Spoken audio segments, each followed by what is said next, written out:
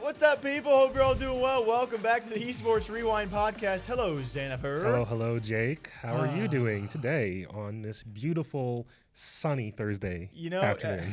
Day by day, week by week, the bags under my eyes get bigger, but so does the smile on my face when we get to see each other for this podcast, dude, because every time we see each other for this podcast, somehow we have crazy stuff to talk about. Well, it's just because our esports in general, it can't calm down for like 5 seconds. Sometimes I wish they could give us like a little bit of a break. Ain't no breaks, buddy. Yeah, you're not wrong. This train will never stop. It's going to be a fun one. We hope you guys all enjoy. Ready to roll it? Yeah, as always, though, real quick reminder, if you'd like to listen to the podcast on the go, check us out as part of the Prediction Esports Talk Show Network on iTunes, Spotify, your favorite podcast platform of choice. Wow, that was a nice little reel there. Hey, Anyways, I got it on deck. Let's roll on to the big old topics.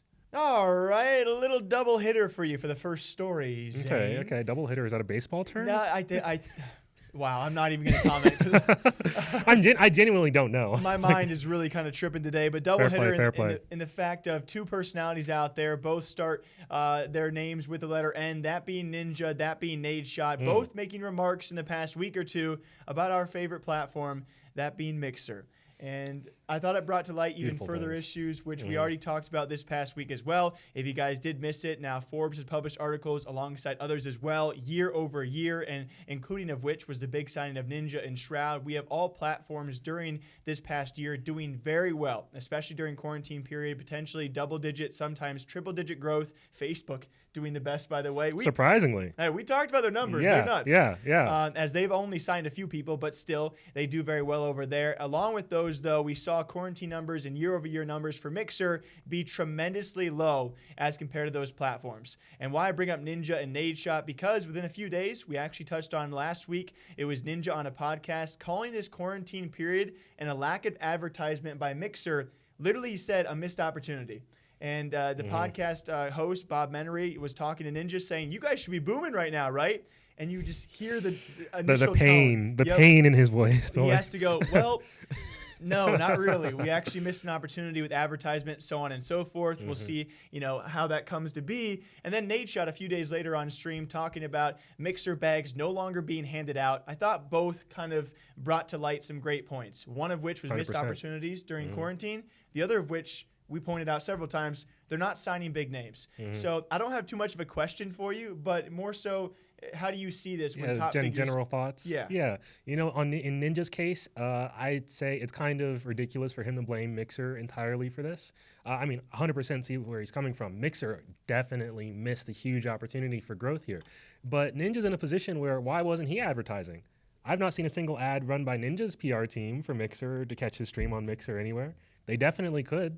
Microsoft wouldn't get in their way of that, and it wouldn't be that expensive for him. I didn't expect you to go after Ninja like this. I mean, he tweets out every single time and goes on social media to talk about when he's but that's live. not an ad. That's like saying like, hey guys who already follow me, well, what do you expect him to do? Take to Twitter every day and be like, hey guys, just a reminder, Mixer is great. Get some actual ads rolling. Start a YouTube ad campaign. Get a Twitter ad campaign rolling. Hit up Facebook even. Who knows? Why is that going to be other options on his end to do those kind of things? things? Well, obviously not on Ninja as an individual, but I think like his team should have looked at it and been like, okay, how many weeks do you wait of seeing Mixer isn't doing anything for us here before you say, okay, now we've got to kind of take matters into our own hands and try to expand a little bit. I don't understand how you can expect possibly Ninja's team to make that dent, right? They're not Microsoft. No, yeah. I'm not expecting anything huge, but I mean, I would have appreciated like something. And I've realized he's doing a PR tour to some extent. And he was going to, and unfortunately that was all canceled by the quarantine. So he actually did mention that. Thanks. That's a good point to make. He actually had a gigantic PR tour, which was underway. We saw him go on so many shows and podcasts. Random one, shout out to Masked Singer. And unfortunately that went down the tubes and down the drains with all of this. So obviously he can't do it all himself. At least that's my take. And I think it sucks to see when he calls out a missed opportunity just where this platform is at. And then Nadeshot doubles down, and we know that Mixer's not offering big deals anymore. Yeah, which, I mean, can they really? I hate to be in a boardroom with somebody trying to justify like paying somebody millions to sign the Mixer right now when there's so much proof it doesn't work. Yeah, and then year over year, and especially during quarantine period, to see the growth be so marginal, it makes you wonder at what point do the viewership numbers or Mixer numbers all of a sudden go negative, and then is that when the plug is pulled, or when is that plug going to be pulled? Will it be pulled? When Tencent comes over here, that's when the plug gets pulled. Yeah, I'm sure, Huya is on the way. people are going to stop by this and they're going to think, nice little Twitch, YouTube, Mixer, Facebook debate. And then you keep on bringing in Huya and Duya, and they're like, Zan, and until it happens, they're going to make fun of you. Name one instance when Tencent swings big like this and when it hasn't worked out brilliantly. We're gonna find out with Valorant and other things. Either way, streaming discussions, they continue to be great talking points, and we're not hating on the platform, guys. Oh, absolutely not. Just signs are still not good for Mixer. Speaking of less than ideal numbers, let's put it nicely. Let's talk about the Overwatch League for a moment, Jake. Let's do it. Ever since the Overwatch League moved over to YouTube, people have been asking for the return of drops because that was a huge boon for them while they were over on Twitch. Just this week, they've added them back, but not quite in the way a lot of people would have hoped. Yes. Unfortunately, but also, it's wild to see this company continually just stumble over their feet with like what should be the easiest slam dunks possible. But I mean, it is what it is. Let's get into it. Let's start with the positive first. Let's be nice, A couple really good changes. Basically, viewers will now earn 5 Overwatch League tokens for each hour of the Overwatch League watch. That's 2 more tokens than previous seasons. They used to only get 3. Not only that, but now it counts all of your time watching, whether or not you log off for your period of time or not. Previously, if you watched for 30 minutes and then you said you had to go do something else, right, at the log off, you would have lost all that time going toward your tokens. You would have to start from scratch. Now, if you watch it, it's cumulative. Yeah, which is, hey, that's a nice move. Very, consumer friendly right there. Now here's where things get a little less than ideal.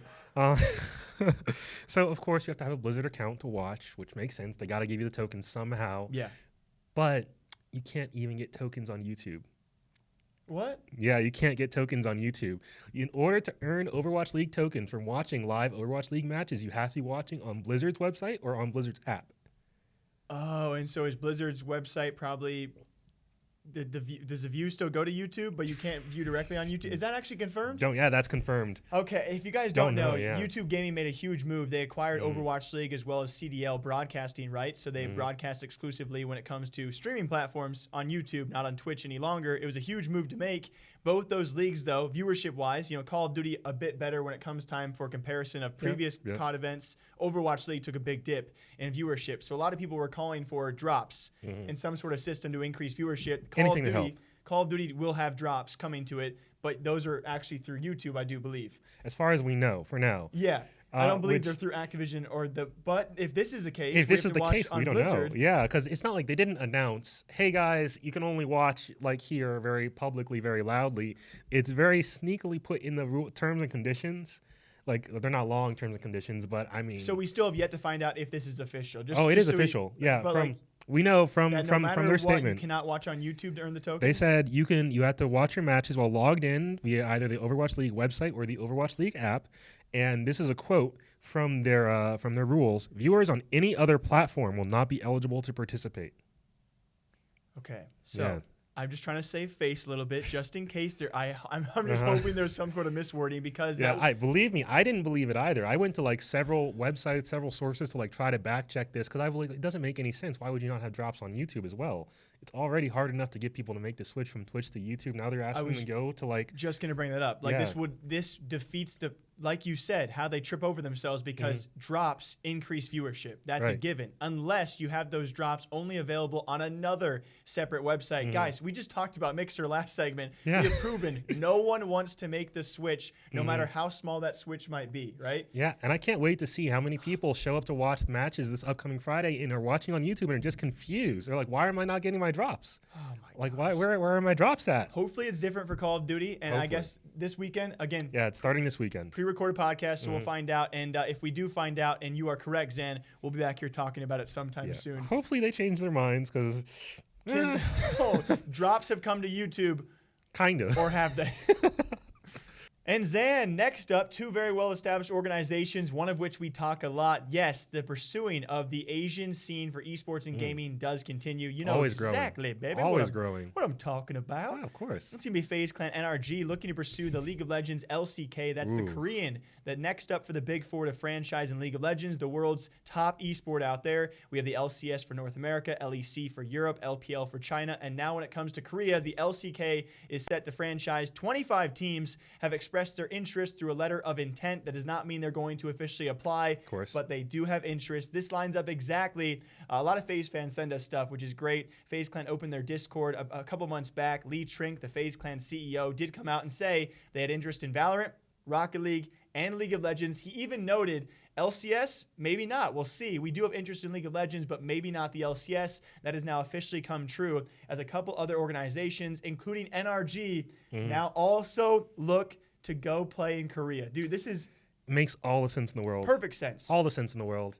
Especially since it's like such a developing region, like in terms of like esports and stuff, right? Just getting in on like it's not quite the ground floor, but it's pretty gosh darn close. Yeah. In comparison to the LCS or the LEC. And we've seen success of other League of Legends franchise leagues. Like Absolutely. They are actually successful as compared to what we're seeing in Overwatch, right? Or at least we think from an outside perspective, they look like they're doing very well. Knock on wood. Well, yeah. But with that, we've also talked about FaZeClan, other, ironically enough, we have a guy like Hector Rodriguez, formerly of Optic. They too tried to go into the Asian market in India. He is now with NRG. FaZeClan picked up a PUBG Mobile team. They've entered Indonesia as well as Thailand in the Asian scene. This makes perfect sense to go alongside that.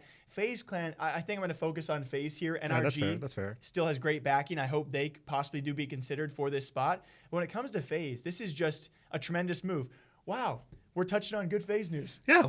We do that. Let's reset the clock, you gotta like. But we do notice when they do Yeah, possibly great things, we know them. They are so intertwined when it comes to traditional sports. Yeah, absolutely. For the audio listeners, I'm wearing my FaZe X NFL t-shirt right now. Intertwined with that, entertainment, the music industry, celebrities, of course, esports and gaming and content creation. And now if they actually have a presence in Korea, dude, I might be overhyping this. I might sound like a fanboy myself, which is funny to say. But if they pull this off, they've literally touched just about every aspect or every area that you can. If nothing else, FaZe is excellent at diversifying their portfolio. They've got everything you could want from an esports org, essentially. They've got the dedicated, just heads down, we're going to be just esports pros, we're going to grind and be competitive and nothing else in their CSGO roster and some of their other teams. They've got the drama in their personalities. They got the headlines. Yeah, exactly. They have the celebrity investors. They have the diverse portfolio of investors. Yep, they've got the merch on deck. All the drops. Relatively well, music industry. Dude, we could go on. Yeah, And absolutely. so, I don't know. I'm very impressed by it. Let's end on this. Of course, we talked about it, though. They do make some bad headlines, too. Yeah, of course. Would that be reason for you, if you're Riot Games, to maybe not accept their letter of intent or accept their application? See, if I was at Riot, I think you probably sit down with FaZe and be like, okay, look, all right, we're setting hard rules. Y'all can't mess around with your partnership in our league. They'll probably put down a hard line. If you step over this line, you're out. You lose your money. That's just that. But I think they'd accept them because at the end of the day, FaZe is a great org to have involved in your scene. Yeah. Either way, I'm excited for it. We'll see what happens. This is, again, early on in the process, but at least FaZeClan, NRG, 23 other teams are expressing interest in the Korean League of Legends scene for the LCK franchisement. Will they be selected? We'll find out in the future. All right, Jake, this is a bit of an unfortunate one for me because I hate to be reporting on this like this. I'd hope this story was going another way, but let's talk about Amazon's first actual video game release that they were pitching as close to AAA, maybe AA. Audio listeners can't see me right now, but I'm shaking my head. It is. Here is my review in a couple sentences. I went to go play with... What is the game? It's called Crucible. The game's name... You probably haven't heard of it. Yeah, you probably haven't heard of it. You don't need to, honestly. You can ignore this game for the next several months, unfortunately. But the way this went down yesterday is our friend of the show, Chris, and I were going to play some Crucible last night, right? I was a little bit delayed doing some family stuff. By the time I hit him up to let him know that I was delayed, he was like, yeah, I already uninstalled it. It's bad. And it is unfortunate, but this is Amazon. Amazon, once again, the company that owns Twitch, which arguably is one of the biggest gaming and esports companies in the world. And only expanding further into gaming. Yeah, absolutely. It's unfortunate that their first game is really a bit of a stinker. It feels like an alpha release that really needed 6 more months in the oven. And, I mean, I don't know if you have too much to say on this. I don't know if you've looked at it much, but... unfortunately, y'all out there, if you've heard about Crucible and you were interested in Amazon's first attempt at something that could be used in esports, because they did say they wanted to get involved in esports. We talked about that. I think I can't speak from too much. I don't know too much about this, but that also speaks to the lack of, I would say, fully engaging when it comes to their advertisement or promotion of this game, and of course with the release as well. I think they're trying to do so many things with this game, and they're kind of just trying to swing a big old swing and maybe something hits. Yeah, that is one of the weird things about it. It feels like the game doesn't know what type of game it's trying to be. Like we want to be a bit of everything, Yeah. maybe not one thing, and maybe touch esports in a sense. I would say overall it makes me interested to see. Amazon has an MMO in the works, correct? Yeah, but that also looks very not good. Exactly. And Yeah. so obviously probably separate teams completely, but this does not get my hopes up for that. And I've wanted MMO, Zan, especially during quarantine. No, yeah, so bad. I know. I want to I'm lose sorry my to tell you, life in it's a not game. Amazon's. That's not going to be the game. and again, not just Crucible, but with their MMO, people have said the same, things. And maybe, obviously it's a learning process, right? You can't just get out there and all of a sudden hit right from the start. They've been Some trying. do. They've been trying this for a while. Yeah. All of their other projects have been objective failures. Let's be real here. And this is right. It's skirting that line of like they could bring it back, maybe, What was it? but Thomas Edison found 999 ways to not invent the light bulb. Is that? I probably messed up. I hope I got it right, so our camera guy, Petey Boy, doesn't torch me with that one. But again, you can't hit everything. You can't hit everyone. You can't hit everyone, but you can at least hit one, and they have yet to hit one. And this was the hope was that this would be the one. Yeah, and we'll see. We'll see if it turns around. I think for me overall, what I take from this is it lowers my expectations for Amazon for now. Oh yeah, absolutely. The way I feel about Amazon going forward as a game developer, pay attention to the release date, and then schedule 6 months out for that, and then maybe you'll have a game that you'll be interested in playing for a long time. We'll see. Yeah. I'm glad they're in esports. I'm glad they're interested. Yes. I'm glad they're trying. Good job. Thank you guys for being here. Gold star participation Next medal. time, yeah. Definitely. Yeah, we'll see. We'll see. But it's like, oh wow, it sucks. Twitch is great. Yeah, Twitch is great. Twitch is are they?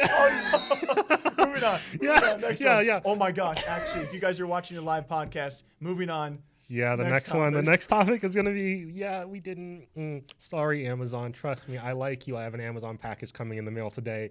Well, actually, do I like Amazon? Dude, no. let's cut. Yeah. Okay. Yeah. Next. Don't hate us, Bezos. And the last topic for this week.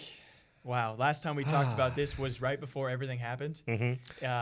I hate so much that we recorded that, and then literally that evening, I'm in bed chilling, scrolling through All messages. heck broke loose, and man. yeah, it's the world is lights on fire. If people don't know, we pre-record this podcast by 1 week. So last podcast, we literally recorded the day it was announced, the Twitch Safety Advisory Council. Yeah. And then within 3 days, everything just went to crap. And we can't reshoot these. We only see each other once per week.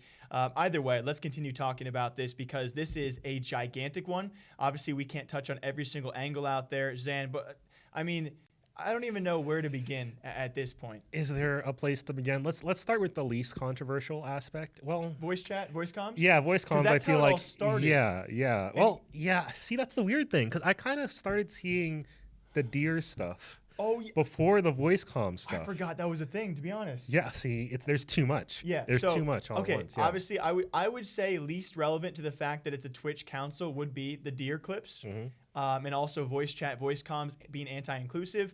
But even then, that was just the fluff on top. Yeah. Then we dove into cis white males, her several clips now that have surfaced, as well as tweets, by the way, that have recently resurfaced of her doubling down on her stance, apparently of a lot of gamers being white supremacists. She then, after saying a lot, literally quote unquote, a lot of gamers are white supremacists, she then tweets that same day, I have never and never will say that most gamers are white supremacists. But Jake, she said a lot, not most.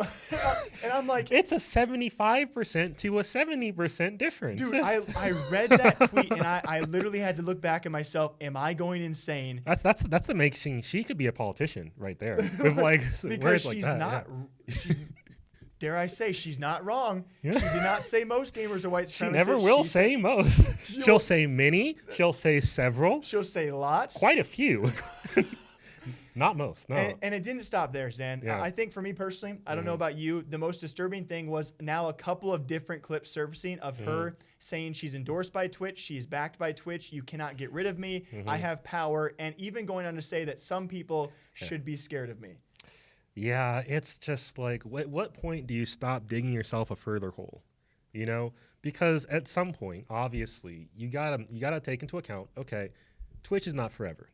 Okay, nobody's career with Twitch on Twitch is forever.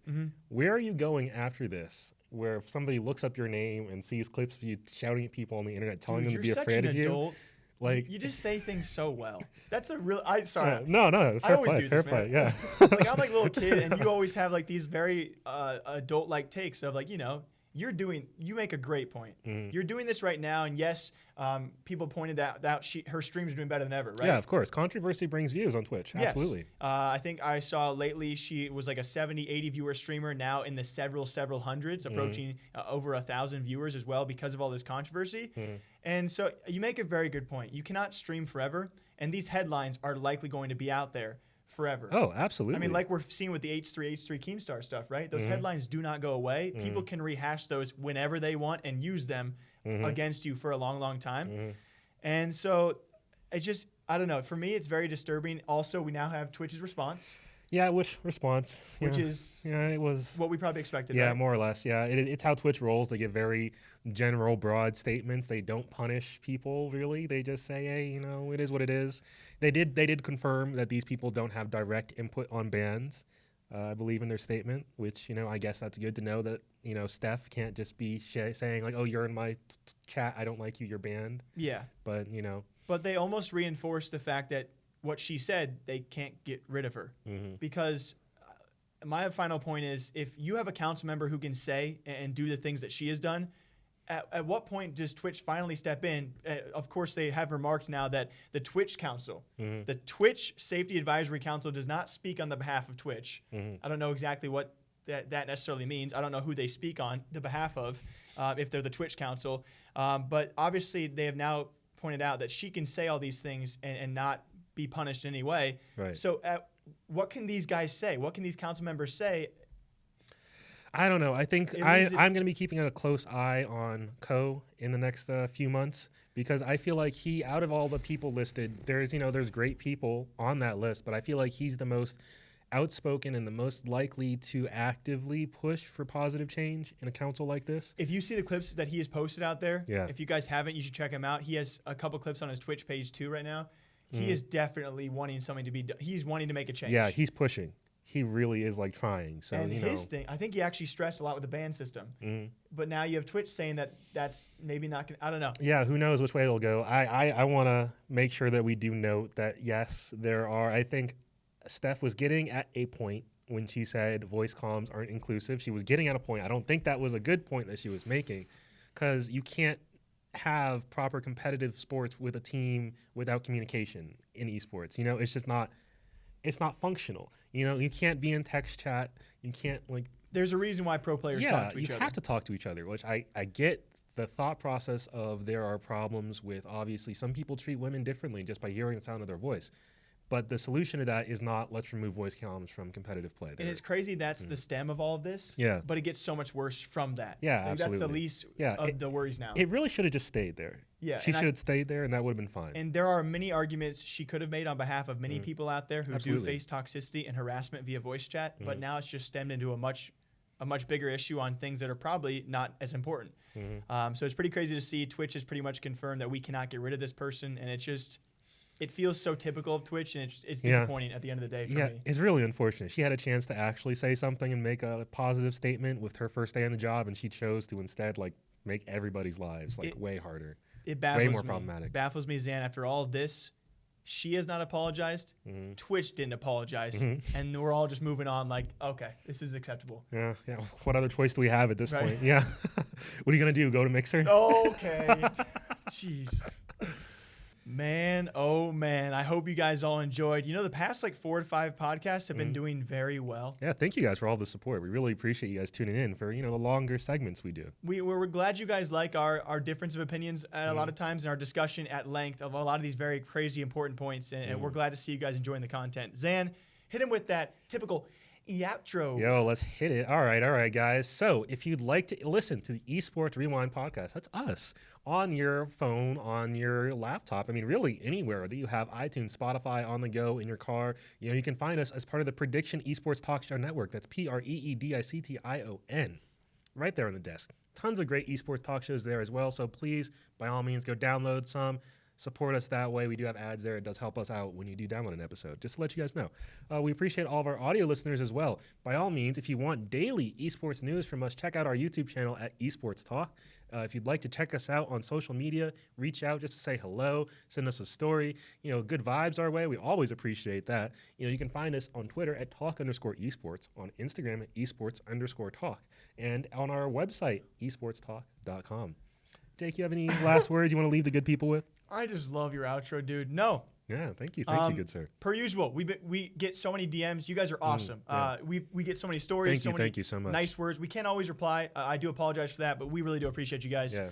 It's been a hectic week. Continue to be hectic over here, guys. As per usual, big things are coming once this whole thing ends. Anyway, okay. Yeah. Same time? Same time. Next week? Next week. Same thing? Esports Rewind? Well, let's mix it up.